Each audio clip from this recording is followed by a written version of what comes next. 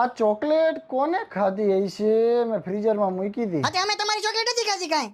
મેં તને કીધું કે તે ખાધી હે એમ. મારી સામે જોઈને હું કે ના ના ના, તું સામેથી દોઢો થયો એટલે તે જ ખાધેલી હોવી જોઈએ. ના ભાઈ ના હો, અમે નથી ખાધી કાંઈ તમારી ચોકલેટ. અમે સ્વાભિમાની માણસ છીએ, કોઈનું ખાતા નથી પૂછ્યા વગર. નામ ન છોડો તો મારા ખોટા લે. તો કોને ખાધી હશે? મમ્મીએ ખાધી હશે. મમ્મી કોઈ દી ખાય? તને શરમ આવે હે બોલતા છે જે? હું તો એમ વિચારતો હતો કે હું રોજ એક ચોકલેટ લાવીશ ને હું ને મારો નાનો ભાઈલો બે અડધી અડધી ખાઈશું. પણ હવે આપણા ઘરમાંથી કોઈક ખાઈ જાય એટલે હવે હું કોઈ દિવસ નહીં લાવું. હા તે નો લાવતો હવે કોઈ દિવસ.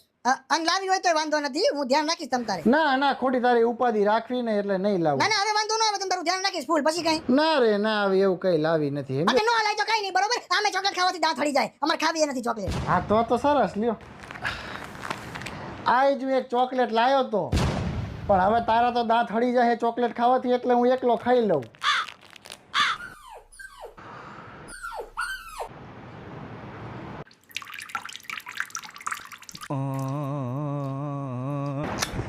વાવ,